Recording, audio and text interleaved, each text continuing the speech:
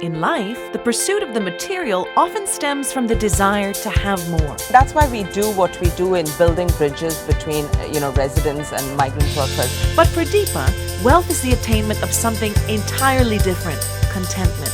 And at the core of that contentment is the passion for lending a caring, helping hand to a less fortunate community. And we do a whole host of activities for our migrant workers all year round.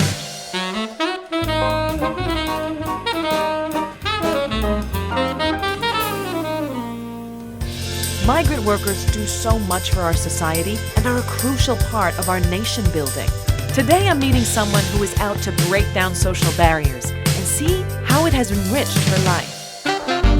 As an Attorney General Counsel of one of the region's largest companies, Dipa has her hands full, yet she's found time to engage in social work and build bridges with migrant workers. Hi, you must be Nikki. Come on in. Thank you.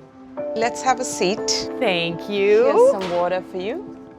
Dipa, I am so curious. The name, it's Raining Raincoats. That is very unique. How did that come about? So the story behind that is the first day that I actually did something to help a migrant worker was in a rainstorm. But something in me made me stop and I reversed. I insisted they get into my car. I took them home, gave them some food and dry clothes to change into. When they left, I gave them my telephone number. And as it happened, one of those workers tried to take his own life a few months later because he hadn't been paid his wages. I ended up helping him through that whole episode. And that story went viral, and the Singapore Kindness Movement came and asked me to start something, and I was given very little time to think of a name, but I'd heard the song It's Raining Men, so I picked the name It's Raining Raincoats. It's actually refreshing to know that you set out to create this organization. It was an organic approach. You were just helping two people, but look at what it's become. Yes, absolutely. It was a very organic approach, and it's continued to be an organic journey of growth. An initiative that has more than 1,500 volunteers, and we do a whole host of activities for our migrant workers all year round. For a successful corporate lawyer like yourself who happens to somehow make all this time for others, what does wealth mean to you? I would say contentment. And I say that because I think, if you're truly wealthy, then you're liberated from having to focus on the small things and you can look forward and beyond. Even in a philosophical sense, I think, to me, true wealth is a sense of contentment within.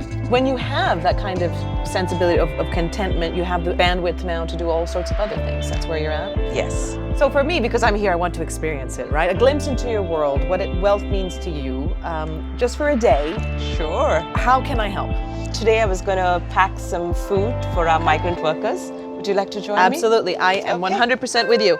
Contentment, to me, is being comfortable with things just as they are. But I'd like to understand Dipa's perspective on why she feels one is truly wealthy when they're content. Okay. So this is a paste for tamarind rice. So the rice has been cooked and we just mix it and it makes for a really yummy vegetarian treat. I haven't smelled anything quite like this. This must be a secret recipe. Yeah, it's my mom's recipe There you and go. she would have loved to have been here today, but she's a little under the weather. But Yati is an able stand-in. Is this a crowd favorite, would you say? It definitely is. It tends to be a homemade dish because they wouldn't be able to, buy it outside. It's a totally different taste, right? Doesn't Yeah. matter restaurant, hawker, hotel, when it's homemade with Yati. Yes, absolutely. So now Yati can just maybe bring it over and we can just transfer it into the cooked rice. There we go, that's the rice. Oh, look at that. So that's it. So just a gentle, not a mashing. All right. Just go on. All right, will do. Yeah. So how do you decide what you're going to make? I mean, you have to be mindful of the kinds of foods. I guess you have to, but it's also nice for our migrant brothers to, have some variety. So variety is the spice of life. Variety is the spice of life. They're no different to you and I, we wouldn't like to eat the same thing all the time. All right, so I think we are ready to pack. Yeah, but isn't this so satisfying? When you're doing it, you have this feeling of joy to give.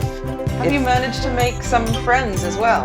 Oh, lots. I get wishes on my phone every morning. They will not miss a day. They'll wish me on my birthday. They wish me and my volunteers for Mother's Day. It's very touching. Excellent. Yeah, and I think that's it. Do I pass? Well done. Well done. Living abroad for most of my life, I understand what it's like to feel alone in the crowd. I wonder whose lives we'll touch today. All right, so we're off on our big adventure to the dorms. Yes, are you excited? I am very excited. Thank you so much for letting me tag along. And it's lovely to see you smile like this. Even after all this time, it looks to me that this gives you great joy. Yes, it does. It's different every time. You never know what you're going to get. What are some of the reactions that you get when you meet maybe some new migrant workers in a different dormitory? Well, there's a range of, reactions we get. The workers are always a little bit uncertain when someone approaches them.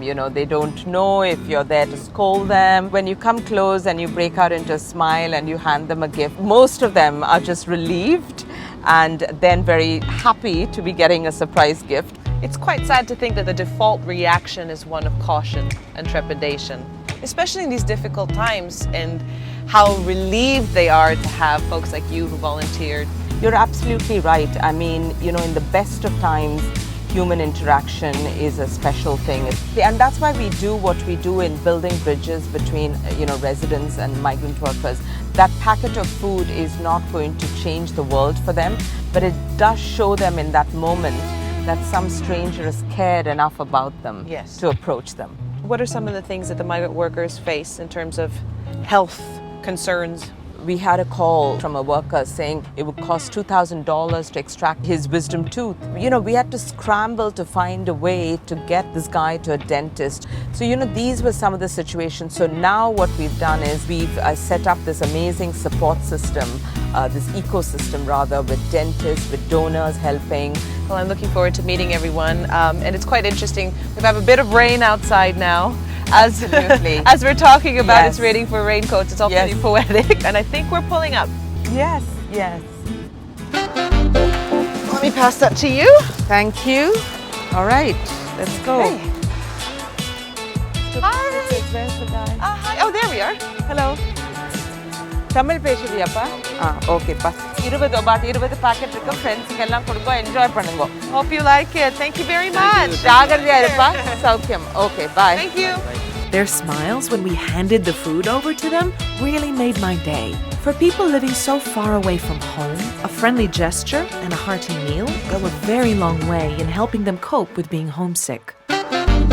Dipa, what did you say to the gentleman in Tamil? Well, I first of all told him what the food was. I used the local term for that food so that he would, get a sense of familiarity.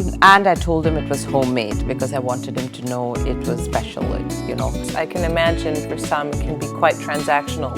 But I suppose for you and for your volunteers, it really is about human connection, which is what we all crave at the end of the day.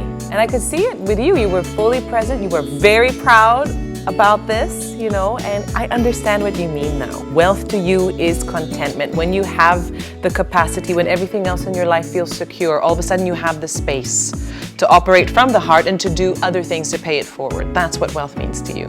And just like you can feel wealthy at many moments in your life, I think you can also feel content at many moments in your life.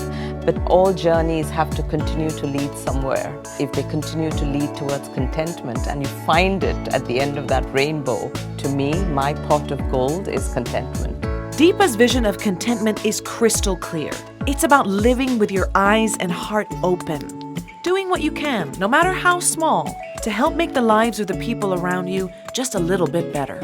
And it all comes back full circle. Those who give will also receive. Being a part of Dipa's cause, even for just one day, has given me a powerful sense of fulfillment. For Dipa, it gives meaning to her wealth. For her, a rich life that's shared with others is a life of true joy.